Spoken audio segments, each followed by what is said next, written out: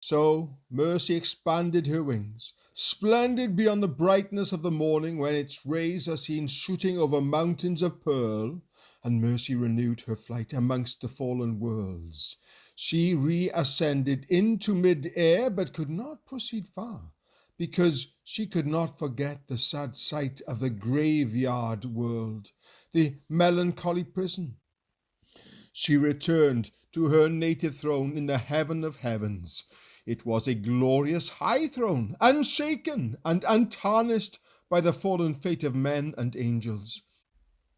Even there she could not forget what she had witnessed and wept over, and she weighed the woes of the sad world against the doom of eternal law. She could not forget the prison and the graveyard, and she redescended with a more rapid and radiant flight, and she stood again by the gate, but again was denied admission. And the two stood there together, justice and mercy, and justice dropped his brandishing sword while they held converse together, and while they talked there was silence in heaven.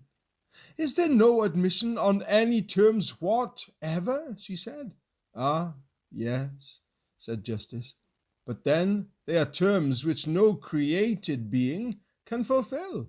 I demand atoning death for the eternal life of these who lie in this graveyard.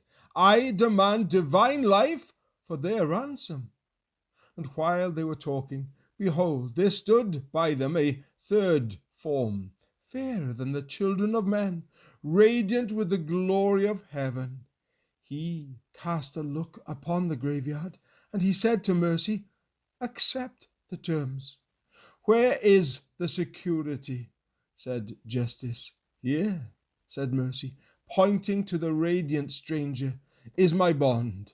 4,000 years from hence, demand its payment on Calvary to redeem men," said Mercy. "I will be incarnate in the Son of God, the Lamb which will be slain for the life of this graveyard world." The bond was accepted, and Mercy entered the graveyard leaning on the arm of Justice. She spoke to the prisoners. Centuries rolled by. So went on the gathering of the first fruits in the field of redemption. Still ages passed by, and at last the clock of prophecy struck the fullness of time. The bond, which had been committed to patriarchs and prophets, had to be redeemed. A long series of rites and ceremonies, sacrifices and oblations had been instituted to perpetuate the memory of that solemn deed. At the close of the 4,000th year, when Daniel's 70 weeks were accomplished, justice and mercy appeared on the hill of Calvary.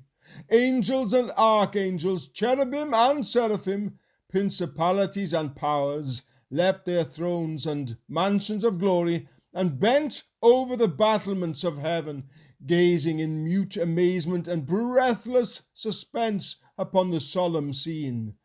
At the foot of Calvary's hill was beheld the Son of God. "Lo, I come," he said, "in the bond it is written of me." He appeared without the gates of Jerusalem, crowned with thorns and followed by the weeping church. It was with him the hour and the power of darkness. Above him were all the vials of divine wrath and the thunders of the eternal law. Round him were the powers of darkness, the monsters of the pit. Huge, fierce, and relentless were there. The lions, as a great army, gnashing their teeth ready to tear him to pieces. The unicorns, a countless host, were rushing onwards to thrust him through. And there were the bulls of Bashan, roaring terribly, the dragons of the pit unfolding themselves and shooting out their stings, and dogs many all round the mountains. And he passed through this dense array, an unresisting victim, led as a lamb to the slaughter. He took the bond from the hand of justice And as he was nailed to the cross, he nailed it to the cross. And all the hosts of hell, though invisible to man, had formed a ring around it. The rocks rent, the sun shrunk from the scene as Justice lifted his right hand to the throne, exclaiming, "Fire of heaven, descend and consume this sacrifice." The fires of heaven, animated with living spirit, answered the call, "We come, we come! And when we have consumed that victim, we will burn the world." They burst, blazed, devoured.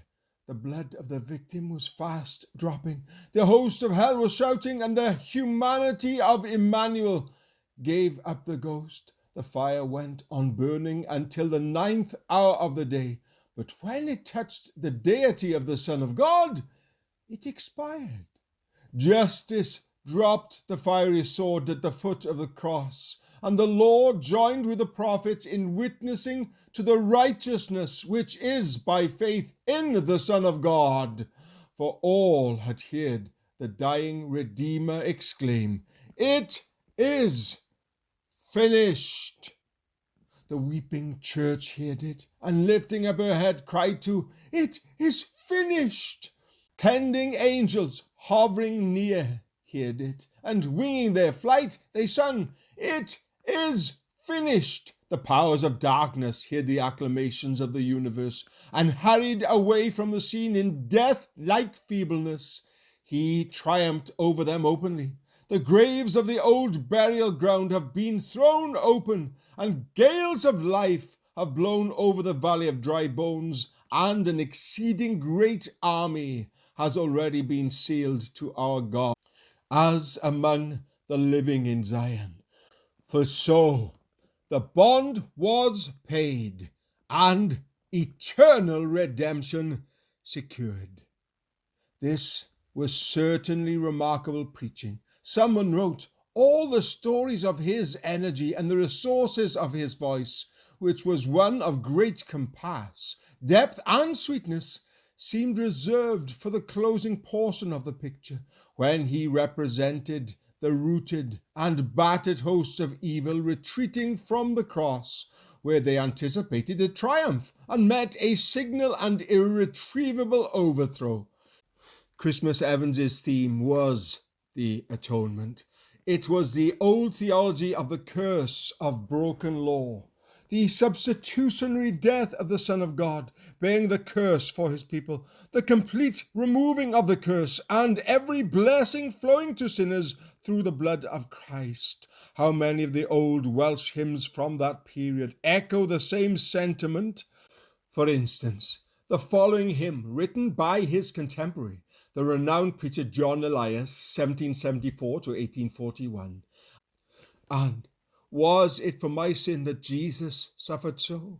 When moved by his all-powerful love, he came to earth below. Thy holy law fulfilled, atonement now is made, and our great debt, too great for us, he now has fully paid. He suffered pain and death, when on the hill brought low. His blood will wash the guilty clean, as pure and white as snow. For in his death, our death, died with him on the tree, and a great number by his blood will go to heaven made free. When Jesus bowed his head and dying took our place, the veil was rent, a way was found to that pure home of grace. He conquered blackest hell. He trod the serpent down. A host from fetters he'll set free, by grace to be God's own."